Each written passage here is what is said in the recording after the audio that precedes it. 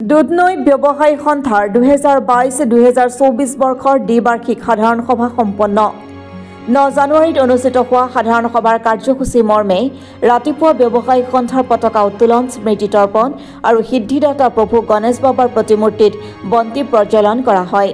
সন্থাৰ সভাপতি উদয় কুমাৰ ৰাভাই সভাপতিত্ব কৰা সম্বৰ্ধনা সভাত সন্থাৰ প্ৰাক্তন তথা প্ৰতিষ্ঠাপক সভাপতি স্বৰ্গীয় মন্তুলাল তুদিসহ স্বৰ্গীয় শশী কুমাৰ ৰায়, স্বৰ্গীয় গিৰীশ বৰা, চিন্ময় চৰকাৰ ৰাভা, ধৱান চন্দ্ৰ ৰাভা, স্বৰ্গীয় অমল ৰাভাৰ লগতে সন্থাৰ প্ৰতিষ্ঠাপক সম্পাদক স্বৰ্গীয় গোপাল চন্দ্ৰ দাস, অনুপম খাকলাৰী, দুগ্ধনাথ গোপাল দাস, ভৱেশ চন্দ্ৰ ভাগৱতী আৰু তৰুণ দেক সম্বৰ্ধনা জনোৱা হয়।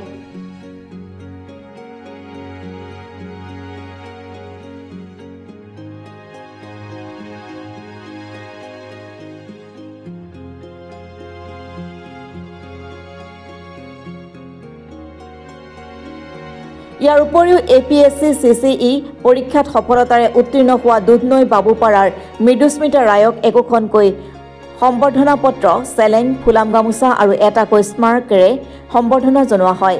লগতে ব্যৱসায়ী সন্থাৰ উপদেষ্টা সকলকো সম্বৰ্ধনা জনোৱা হয়। তাৰ পাছত আৰম্ভ হয় সাধাৰণ সভা। সভাত 2022-2024 বৰ্ষৰ সম্পাদকীয় প্ৰতিবেদন আৰু হিচাপ নিকাচৰ প্ৰতিবেদন পাঠ কৰাৰ পিছত দুয়োখন প্ৰতিবেদন সদনে অনুমোদন জনায়। সভাত কেইবাটাও গুৰুত্বপূৰ্ণ প্ৰস্তাৱ গ্ৰহণ কৰাৰ লগতে দুধনৈ ব্যৱসায়ী সন্থাৰ সংবিধান দ্বিতীয় সংশোধনী গৃহীত হয়। আনহাতে এই সভাতে 2024-2026 বৰ্ষৰ কাৰ্যকালৰ বাবে বিগত বৰ্ষৰ সভাপতি সম্পাদক দ্বয়ক্ৰমে উদয় কুমাৰ ৰাভা আৰু চন্দন কুমাৰ ৰাভাৰ নেতৃত্বত পূৰ্বৰ কমিটিখনকে বাহাল ৰখা হয়। বিয়লি পতাকা অৱনমন আৰু বন্তি প্ৰজ্বলনেৰে দিনজোৰা কাৰ্যসূচীৰ সামৰণি পৰে।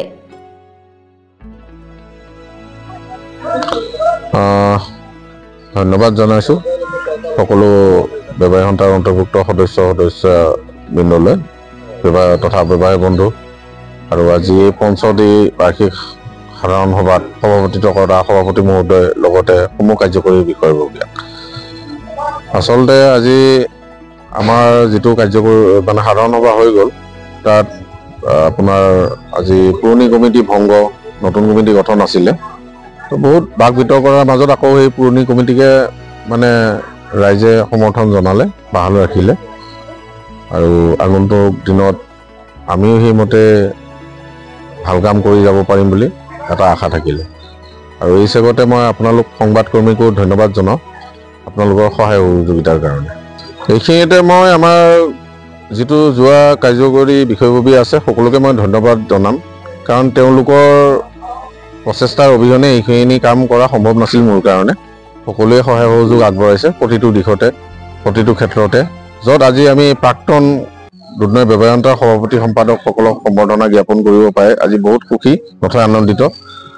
আৰু লগতে আমাৰ দুধনৈৰে এজনী ছোৱালী, ধৰক তাই মৃদুস্মিতা ৰায়, তাই APSC পৰীক্ষাত ষষ্ঠ স্থান অধিকাৰ কৰি আমাৰ দুধনৈবাসী ৰাইজলৈ গৌৰৱ যি কঢ়িয়াই আনিলে, তাৰ বাবে তাইক আজি অভিনন্দন পত্ৰ আমি আগবঢ়াইছিলোঁ সন্থাৰ তৰফৰ পৰা।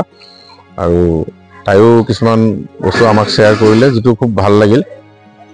তো আগন্তুক দিনত আমি এনেকুৱাকৈ আমাৰ উঠি অহা যুৱ প্ৰজন্মক যদি এনেদৰে কিছু হ'লেও উৎসাহ উৎপ্ৰেৰণা দি কিনে আমি আগবঢ়াই লৈ যাব পাৰোঁ, তাৰ কাৰণে দুধনৈ ব্যৱসায়ী সন্থা সদায় তাৰ কাৰণে চেষ্টা কৰিব। আজি যিখিনি বন্ধুবৰ্গক লগ পালোঁ, ব্যৱসায়ী বন্ধুবৰ্গক, তেওঁলোকৰ সেইখিনিৰ পৰা এটা পজিটিভ ভাইব পাইছোঁ, য'ত আমি সন্থাখন আগবঢ়াই লৈ যোৱাত অনাগত দিনত ভাল কাম কৰিব পাৰিম বুলি আশা এটা ৰাখিছোঁ। আৰু ইয়াৰ লগে লগে আমাৰ যিটো প্ৰথম কাৰ্যকৰী সভা হ'ব, তাতে আমি কিছুমান সিদ্ধান্ত গ্ৰহণ কৰিম। ধৰক দুধনৈখনৰ ব্যৱসায়ী বন্ধুখিনিৰ উন্নতিৰ কাৰণে বা দুধনৈ অঞ্চলৰ উন্নতিৰ কাৰণে, দুধনৈ ৰাইজৰ উন্নতিৰ কাৰণে, সেইখিনিত আমি অলপ চিন্তা চৰ্চা কৰি এই কাৰ্যকৰী সভাতেই সিদ্ধান্ত কিছুমান গ্ৰহণ কৰা হ'ব। নতুন সভাপতিৰ নাম হ'ল উদয় কুমাৰ ৰাভা, সম্পাদক মই নিজে চন্দন কুমাৰ ৰাভা।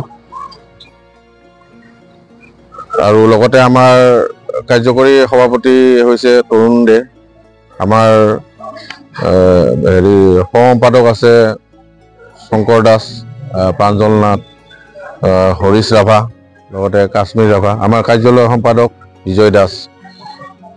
উপসভাপতি ক্ৰমান্বয়ে আমাৰ আছে প্ৰকাশ চাউত ডাঙৰীয়া, ভৱেশ ভাগৱতী ডাঙৰীয়া।